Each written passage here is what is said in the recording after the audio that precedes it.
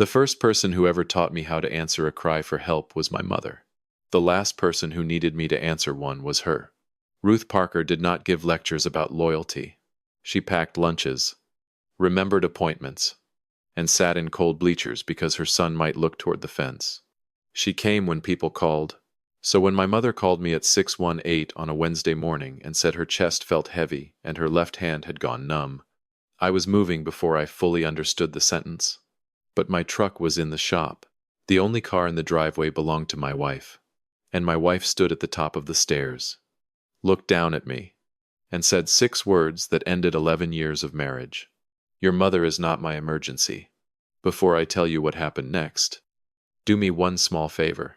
Drop a comment and tell me where you are listening from and what time it is there right now. Hit the like button if you enjoy stories about family, loyalty, and consequences.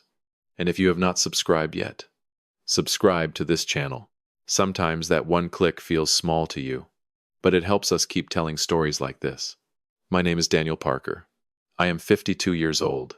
I sell commercial insurance in Columbus, Ohio, and I coach a group of 12-year-olds in a Saturday baseball league because I still believe boys become better men when someone teaches them how to lose properly.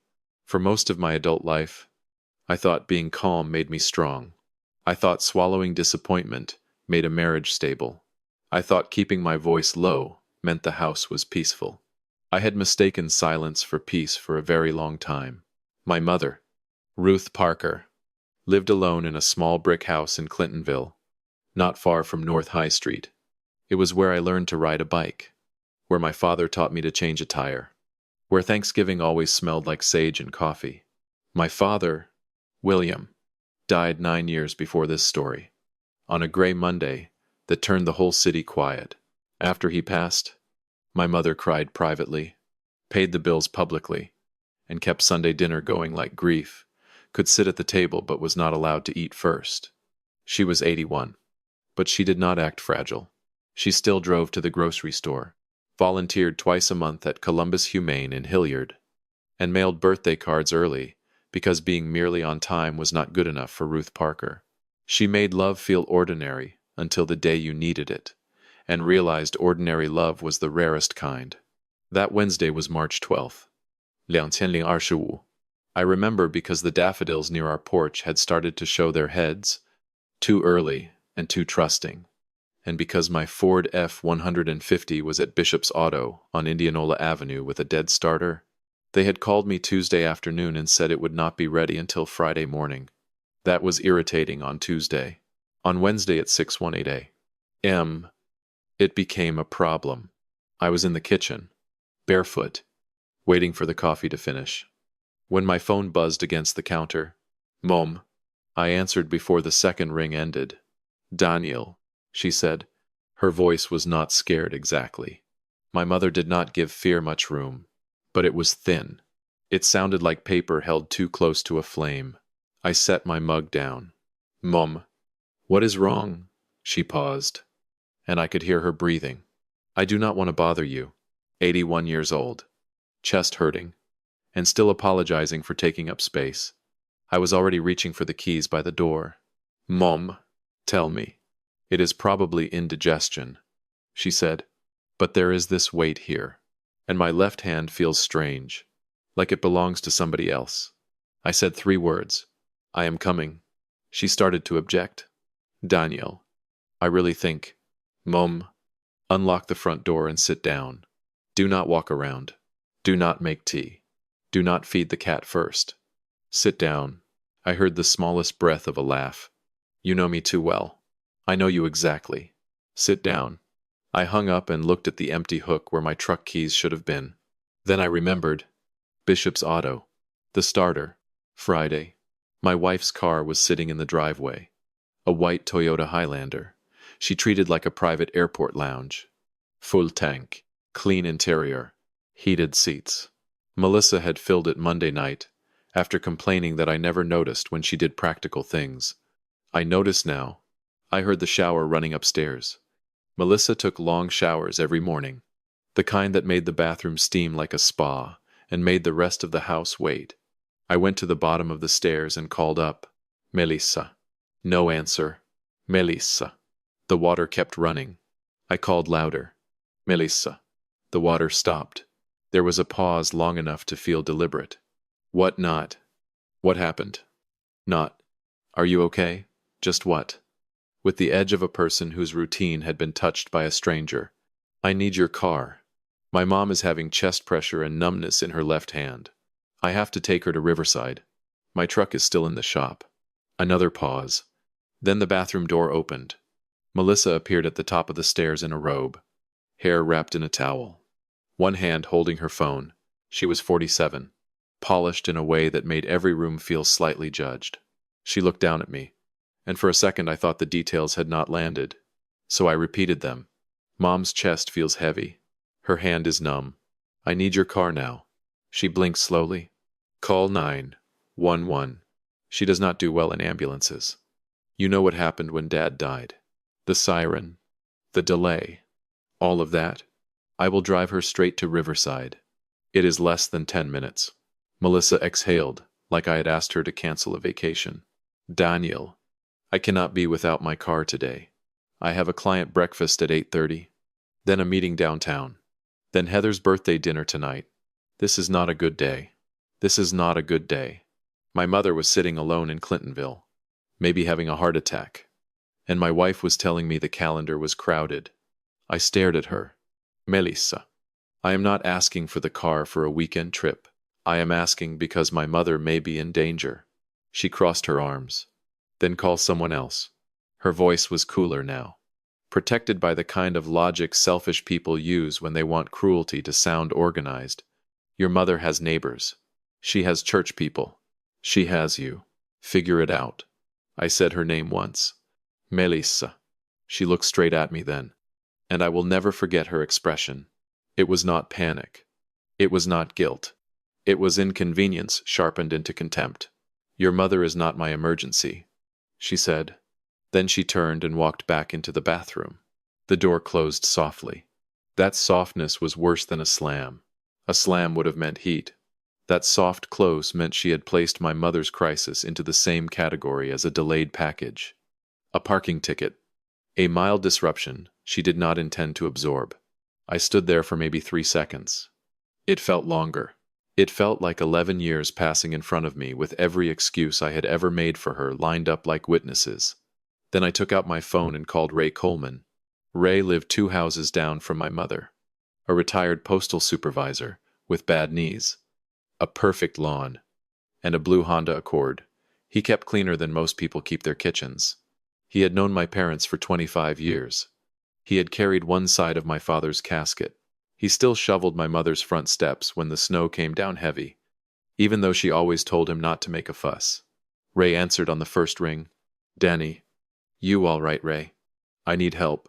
Mom is having chest pressure and numbness. My truck is in the shop, and I need to get her to Riverside. Can you drive us? There was no silence, no calculation, no schedule review. He said, I am putting on shoes. 3 minutes. That was it. 3 minutes. Some people reveal themselves in crisis by stepping forward before you finish asking. Some people reveal themselves by closing a bathroom door. I called Mom back. Ray is coming. Unlock the door and stay seated. Daniel. I hate troubling him. Mom. Trouble, Ray. He likes trouble. He was born retired and looking for a mission. She gave me a little laugh. Stronger this time. And I held onto it like a rope. Ray pulled into her driveway in 2 minutes and 50 seconds. I had walked the half-mile to Mom's because waiting felt impossible. She was sitting in the front room, beige cardigan over her nightgown, purse already in her lap because Ruth Parker believed emergencies still required manners. Her face was pale, but her eyes found mine. You came, she said. Just that. It landed harder than anything else that morning. I knelt in front of her and took both of her hands. Always, I said. Always means always. Ray came through the open door without knocking, which was exactly the right choice. Ruth, he said, we are taking a ride. She tried to stand too quickly, and I saw the room tilt across her face. I put one arm around her. Ray took her bag, and we moved like a small team that had never practiced and somehow knew every step. The drive to Ohio Health Riverside Methodist Hospital on Olentangy River Road took 9 minutes. Morning traffic on High Street was just waking up. Mom sat in the back with me, her hand tucked inside mine, apologizing twice to Ray, and once to me. Ray looked in the mirror and said, "Ruth, I delivered mail in freezing rain for 30 years. You will not out-apologize me before 7. She smiled. I looked at Columbus sliding past, and felt gratitude for Ray so sharp it almost hurt. Beside it sat something cold with Melissa's name on it. We reached the emergency entrance at 657 A.M. A nurse named Carla with silver hair, and the calm authority of someone who had seen every kind of panic, got Mom into triage quickly. Within 20 minutes, she was in a room, sticky leads on her chest, a blood pressure cuff on her arm, an IV in her hand. The doctor was Dr. Lena Ward, a woman in her 40s with tired eyes, and a voice that made every word land carefully. "Mrs. Parker, we are going to do an EKG, blood work, and cardiac enzymes. Chest pressure with left-hand numbness is something we take seriously." Mom looked at me. Her face asked the question she would not ask out loud. Should I be scared? I squeezed her hand. Let them check everything. She touched my cheek with her free hand. "You got here fast." "Not fast enough," I said. She frowned. "Do not start that." Even with wires on her chest. My mother was still correcting me. That helped more than the doctor knew. Ray stayed in the waiting room. He refused to leave. I told him 3 times he could go home, and 3 times he pretended not to hear me. Ad obdois prezeche. He brought me coffee from a vending machine that tasted like burned cardboard and metal. I drank it because my hands needed something to hold. Melissa did not call. She did not text. Not a single message asking whether Mom had arrived, whether she was alive, whether the car she had protected with such passion was still safe from inconvenience. Nothing. Azeche patruzech, shiunwa. M. Dr. Ward came out into the waiting area and said my name. "Mr. Parker." I stood too fast. Ray stood with me. The doctor glanced at him, then back at me. "Your mother had an episode of unstable angina, not a full heart attack. But her heart was warning her. We are admitting her for observation, adjusting medication, and running additional tests. She is stable." Stable? The word moved through me like air returning to a room. I almost sat down before my knees decided to hold. "Can I see her?" "In a few minutes. She is also asking whether our cafeteria makes anything that resembles real oatmeal." "That sounds like her," I said, and for the first time all morning, I laughed. When I got back to her room, Mom had already charmed one nurse into bringing an extra blanket. She looked small in the hospital bed, and that was the part I hated most. My mother had never seemed small to me. She had seemed like the frame around my entire life. But her eyes were clear. She pointed at the chair. "Sit down before you fall down." I sat. We stayed like that for hours. I answered questions from nurses, texted my office, and ate half a turkey sandwich because Mom said my father would come back and lecture me if I tried to survive on vending machine coffee. Ray finally went home at noon only because I promised to call. "That's what neighbors are for," he said. I watched him leave and thought, no, that is what decent people are for. Atre tredzech, shichinch. M. Mom's room was quiet except for the soft beep of the monitor. The afternoon light came through the window, pale and clean. She had been dozing. But then her eyes opened, and she looked at me the way mothers look when they already know the answer and are only asking because truth deserves to be spoken. "Melissa did not come," she said. It was not a question. I looked down at my hands. She had a client breakfast. Mom kept looking at me. And dinner plans. The words sounded ridiculous in that room. They sounded like something a man says when he has spent years teaching himself to protect someone who would not protect him. Mom nodded once. Not surprised. That hurt too. She was not shocked, because this was not new information. It was just a new setting. She turned her head toward the window. The Columbus sky had that late winter color. Blue, trying to become gray. She said nothing about Melissa. Ruth Parker did not waste words on people who had already explained themselves clearly.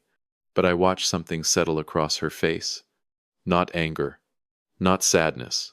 Exactly. It looked like a drawer closing. I left the hospital at 5:10 p.m. Ray came back to get me because of course he did. We drove along Olentangi River Road in silence. At one red light, he said, "She all right? Stable. They are keeping her overnight. Good." Then after a few seconds, he added, "Melissa know I looked out the window. She knows enough." Ray did not ask another question.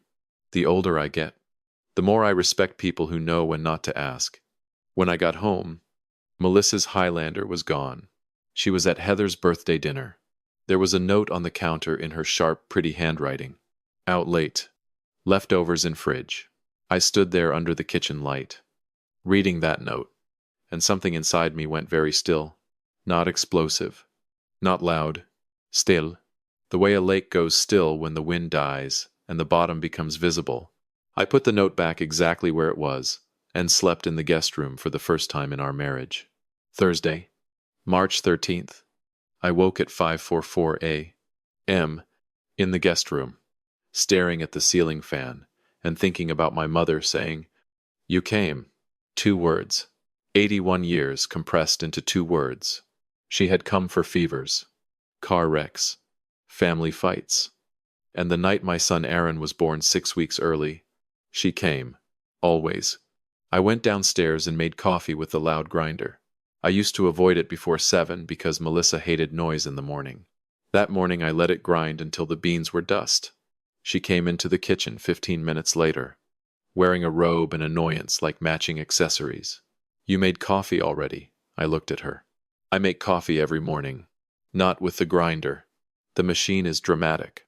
I took a sip. Some emergencies are dramatic. She stared at me. Then, as if remembering the role she was supposed to play, she softened her voice. "How is Ruth?" "Not Mom. Not your mother. Ruth." Like a woman from the office whose name she had pulled from a seating chart. "Stable," I said. "They are keeping her another day." It was not a full heart attack. Unstable angina. She nodded slowly, relieved in a way that seemed less about Mom being alive and more about the inconvenience not becoming permanent. "Well, that's good." I let the silence sit between us until she became uncomfortable. Yesterday was impossible for me. Daniel. I had obligations. Obligation. I placed my mug in the sink. "You had breakfast and dinner." "That is not an obligation. That is a schedule." She lifted her chin. "I cannot just drop everything every time your mother gets nervous." The house changed shape around that sentence. Every time. My mother, who had not called me for help in 9 years unless a storm knocked down a branch, had become every time. I dried my hands slowly. "I am going to the hospital." Melissa Sahil. "Are we going to talk about this?" "Not now." When I looked at her then, when I can trust myself to say only what needs saying, Ray drove me again. Though this time I did not ask. He was waiting by his accord with 2 coffees. "You have a life."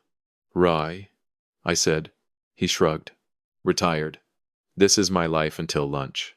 Mom was sitting up when I entered her room, wearing her own pale green robe over the hospital gown, because she had declared the gown an insult with sleeves. She had a crossword book open on her lap and reading glasses low on her nose.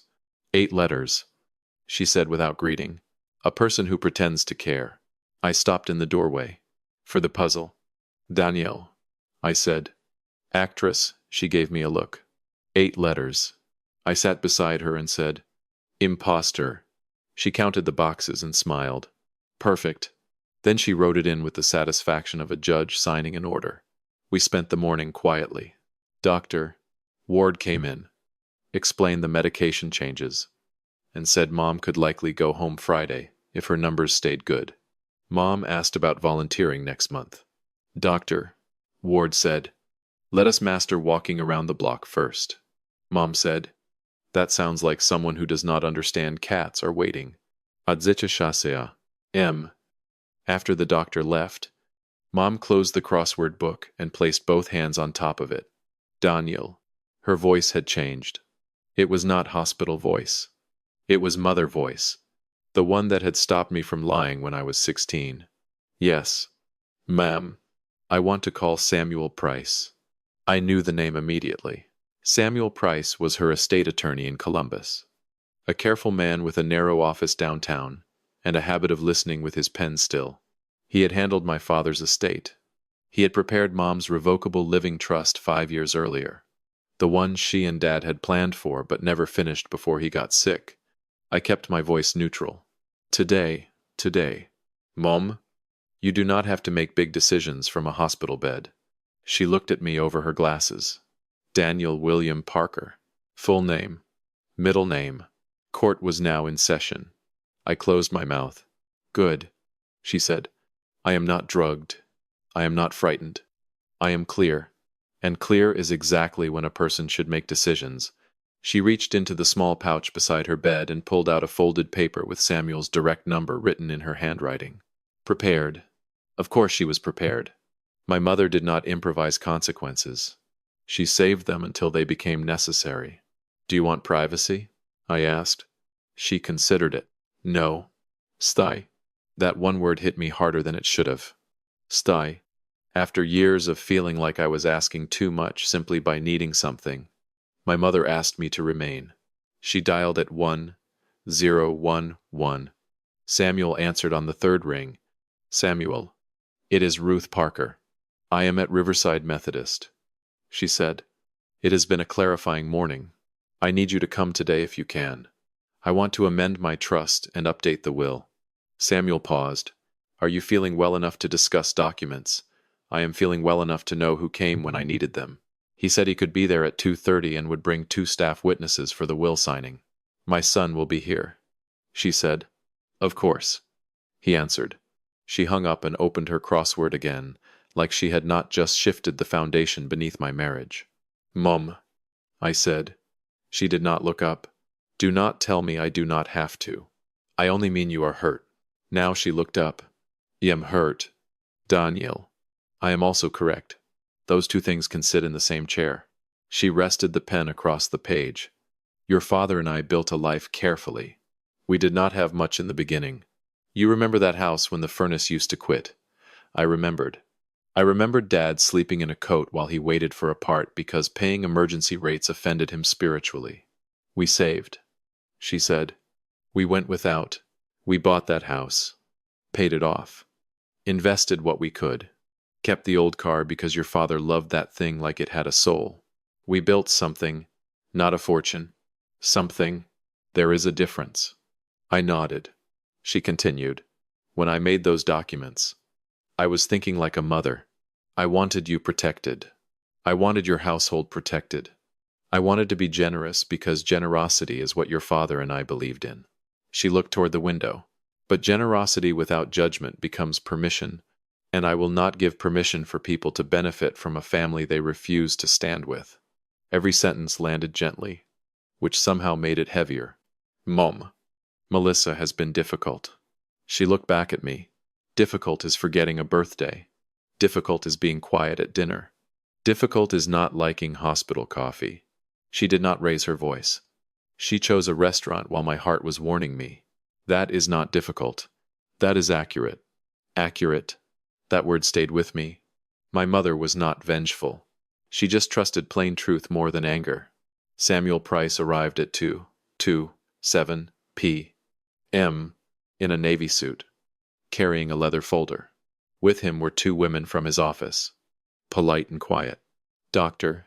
Ward had already noted Mom was alert and oriented, and Samuel asked his own questions anyway. What day is it? Where are we? What documents are we discussing? Mom answered crisply, then added, I am tired. Not gone. The meeting took 52 minutes. I sat in the corner and said almost nothing. Some things are not yours to narrate while they are happening. They are yours to witness. Samuel reviewed the trust amendment first. Then the will. He explained what each change meant, in plain English. Mom initialed where he asked. The staff witnesses signed the will. Samuel notarized the trust amendment and placed everything into the folder with the care of someone sealing a door. Here is what changed. The Clintonville house. Paid off in 2012. went fully to me through the trust. My father's investment account went to me, with an education gift for my son Aaron. The 1966 Chevrolet Impala Dad restored one winter at a time went to me with a note that said, "Drive it on Sundays. Not just when it is practical." $25,000 went to Columbus Humane. Any language that allowed my spouse to remain in the house, access family property, or receive sentimental items if I died before Mom was removed. Melissa's name appeared nowhere. Not once. When Samuel stood to leave, he paused by my chair. "Your mother is extremely clear," he said quietly. I looked at her, already back to searching for her blue pen. "She usually is," I said. "Clear people are often underestimated because they do not shout." Then he left. At patru patruzeci, shioptpe. M. Ray drove me home again. My phone had 4 missed calls from Melissa. That was new. Not a flood. Just enough to show she sensed a shift in the air without knowing where it came from. I did not call back. Not because I was playing a game. Games require interest. I was past games. I was sitting in Ray's passenger seat, watching bare trees slide past the window, realizing that anger had already burned out and left something cleaner behind. I was not furious anymore. I was finished. Friday, March 14th. I was at Bishop's Auto at 805 A.M. when they finally handed me the keys to my truck. New starter, new battery cable, and a lecture from Mr. Bishop about letting small engine noises become large bills. Normally, I would have smiled and defended myself. That morning, I paid, thanked him, and walked outside into air cold enough to wake the bones. My phone buzzed as I started the truck. Melissa. He let it ring. It buzzed again before I reached the first light. Melissa. Then again. Then again. By the time I turned toward Riverside, she had called 7 times. Something had happened. I knew it in the calm way, you know rain is coming before you see clouds. But Mom was being discharged that morning, and for once I knew exactly whose emergency mattered first. Mom was ready at 8:52 A.M. She wurde herbeigekocht, a scarf my son had given her for Christmas, and the look of a woman personally offended by the wheelchair policy. Carla rolled her toward the entrance, while Mom explained that if a person could argue about a wheelchair, that person could probably walk without one. Carla laughed and said, "Rules are rules." "Mrs. Parker," Mom said, "rules are often written by people not currently in the chair." Even Carla lost for half a second. Outside, Mom stood. The moment the automatic doors opened, "I can walk to my son's truck," she announced. A man nearby smiled. Carla shook her head. "You are trouble." Mom patted her hand. "Only when necessary. Baby." Then she looked at me. "Bring the truck close. Not too close. I'm old. Not decorative." I helped her into the passenger seat. She moved slowly, carefully, but on her own terms. That mattered to her. It mattered to me that it mattered. My phone was lying face up in the cup holder. It lit again. Melissa Parker. Mom glanced at it. She said nothing. Her silence had become a language I understood fluently. 16 missed calls before 9 in the morning. I turned the phone face down and drove. I took her home to Clintonville. The house looked exactly the same and completely different. Same brick porch. Same black mailbox. Same maple near the curb. After seeing her in that hospital bed, the house felt less like a building and more like a promise I had to help keep. She walked into the kitchen, touched the back of my father's chair once, then moved on. I made tea exactly the way she liked it. Steeped 4 minutes. No more. Honey on the side because she liked to decide sweetness for herself. I lined up her medications on the table. Blood pressure in the morning. New nitrate instructions. Follow-up appointment. No heavy lifting. No driving until cleared. She listened with her hands around the mug and did not interrupt, which meant she was either taking it seriously or storing objections for later. When I finished, she said, "Sit down." I sat. She reached across the table and covered my hand with both of hers. Those hands had packed lunches, held my newborn son, signed mortgage papers, and yesterday, signed away every illusion my wife had been leaning on. Daniel, she said, I did not change my documents to hurt Melissa. I changed them because I will not let your father's work and mine become a reward for indifference. I nodded because speaking felt risky. She squeezed my hand. Money is not the point. Houses are not the point. The point is this. You have been living like love, means accepting whatever little someone is willing to give. It does not. Love should make a person more able to stand, not less able to ask for help. She looked at me for a long time. You have been showing up alone for years. Baby, a man who shows up deserves someone who reaches for the keys before he has to beg. The kitchen went quiet. My mother had not said divorce. She had not said leave. She did not need to. She had placed a mirror in front of my life and waited for me to stop looking away. My eyes burned. I kept my hand under hers. I know, I said. My voice was rough. I know. She nodded once, satisfied not because the answer was easy, but because it was honest. Then she released my hand and took a sip of tea. Now, she said, are you going to answer your phone? It was buzzing again on the table between us. Melissa, call number 24. I looked at it until it stopped. Not yet. Mom's mouth moved like she was hiding a smile. Not yet is sometimes a complete sentence. I checked her fridge, took out the trash, and taped the medication schedule to the cabinet, even though she said she was not a kindergarten bulletin board. I promised to come back that evening, she said. I know, not I hope. I know. That trust comforted me and broke me a little. I left it at 3 p.m. By then, Melissa had called 31 times and sent 11 texts. The first texts sounded irritated. Daniel, call me. Then confused. What is going on? Then frightened. Did your mother say something to you? The last one was different. We need to talk before this becomes permanent. That word told me she knew enough. Permanent. Consequences always frighten people more when they can no longer rename them misunderstandings. I drove home to our house in Worthington and parked behind the Highlander. For a full minute, I sat in the truck with my hands on the wheel. The house looked ordinary. White trim, dead hydrangeas near the steps. Porch light still on from the night before because Melissa always forgot it and I always turned it off. 11 years of small corrections. 11 years of turning off lights. Smoothing over comments. Attending dinners where she corrected my stories. Apologizing for tensions I had not created. 11 years of sleeping on the left side of a bed. Leaving room for a woman who never moved toward me. I went inside. Melissa was in the living room. Still in work clothes, though it was clear she had not gone to work. Her hair was pulled back too tightly.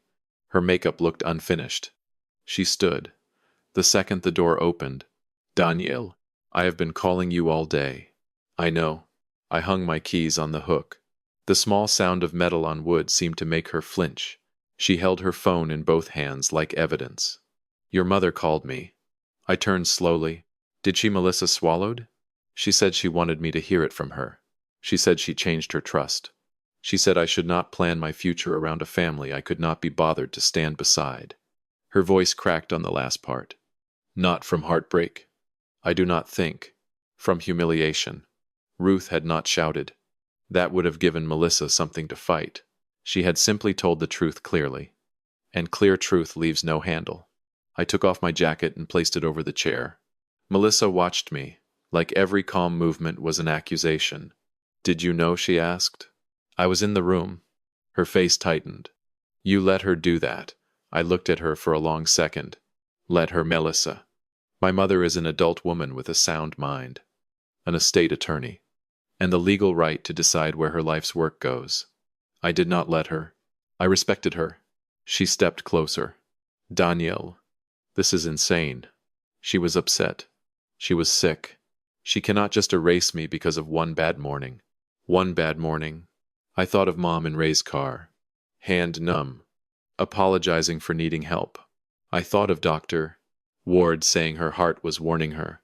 I thought of Melissa on the stairs, saying my mother was not her emergency. I looked at my wife and felt nothing hot, only clear. It was not one bad morning. I said, it was one honest morning. She blinked. What does that mean? It means you finally said out loud what you have been living for years. She shook her head. That is not fair. I had obligations. I had people depending on me. My mother was depending on me. She is your mother. Exactly. And you are my wife. The silence after that was sharp. Melissa looked away first, searching for an argument that would make her sound wounded instead of exposed. You should have called an ambulance, she said. Maybe. You should have handed me your keys. I was going to check in later. You did not. I did not want to bother you at the hospital. You never mind bothering me when the cable bill looks wrong. Her face reddened. That is cruel. No, I said. That is accurate. There was my mother's word. Alive in my mouth now. Accurate. Not angry. Not dramatic. Accurate. Melissa seemed to hear the difference, and it scared her more than shouting would have. She sat down slowly on the edge of the couch. What are we going to do? She asked. Not. How is Ruth not? Can I apologize to her? Not. Is she home and safe? What are we going to do, even now? The emergency was herself. I walked to the window and looked out at the driveway. The Highlander gleamed in the pale afternoon light. Untouched. Clean. Available. It had been available the whole time. That was the part I could not stop seeing. The car had been there. The keys had been there. The road to Riverside had been there. Melissa's choice had been there too. Plain and complete. She had not failed because she lacked options. She had failed because she chose herself and called it complexity. She came up behind me. Not close enough to touch. Daniel, please, talk to Ruth. Ask her to reconsider. Tell her I panicked. Tell her I love her. I turned then. Do you? Melissa opened her mouth, closed it, and tried again. Of course I do. What does love make you do? She stared at me. Would I said it more quietly? What does love make you do? Melissa, for my mother, love meant showing up for decades. For Ray, love meant putting on shoes before I finished asking. For me, love meant running half a mile because my truck was in the shop. What did love make you do? She had no answer. For the first time in 11 years, Melissa Parker had no polished sentence ready. I watched her face change. Fear came first. Fear of losing money, losing comfort, losing the version of the future she had quietly counted. But then something deeper moved under it. Slower and uglier. Recognition, not of what she had lost from my mother, of what she had lost from me. I picked up my keys. Where are you going? She asked. To check on my mother. Daniel, please, do not leave like this. I paused with my hand on the doorknob. I have been leaving myself in small pieces for years. Melissa, I am done doing it quietly. Tears appeared in her eyes. I do not know what you want me to say. That was the first honest thing she had said all day. I looked back at her. I do not think there is a sentence that can hand me back Wednesday morning. Her phone buzzed on the coffee table. We both looked down. Ruth Parker. Melissa froze. My mother's name glowed on the screen between us like a verdict. I had no idea why Mom was calling her again. Maybe to give instructions. Maybe to offer grace. Maybe to make sure Melissa understood exactly what had changed. But for once, I did not need to manage the conversation. I did not need to soften my mother or protect Melissa or stand in the middle absorbing impact so no one else had to feel the full force of truth. I opened the door. Cold March air moved into the house. Clean and sharp. Melissa looked from the phone to me. Danielle. I stepped onto the porch, then turned back one final time. If it is my mother, I said, you should probably answer. Then I closed the door behind me. I stood on that porch for a moment. The sky over Worthington was pale, and the neighborhood was making ordinary sounds. A dog barked. A garage door opened. Life had the nerve to continue, like something enormous had not just shifted under my feet. I breathed in, and the air felt clean. For years, I had told myself marriage was endurance, that every long relationship had disappointments, that every spouse had flaws, that a good man did not make a big deal out of feeling lonely in his own home. I had turned selfishness into personality, indifference into stress, neglect into bad timing. I had translated Melissa's lack of care into a language I could survive. But a hospital room has a way of making translations fail. When your mother's heart is under observation, and your neighbor is in the waiting room while your wife is at a birthday dinner, the sentence becomes too simple to misunderstand. I got in my truck and started the engine. The radio played an old Motown song my father used to hum while washing the Impala. For a second, I could see him in the driveway, and Mom on the porch telling him he would polish the paint right off that car. They were not perfect. No one is. But they stood beside each other when standing mattered. That was the real inheritance. Love is not a feeling you announce.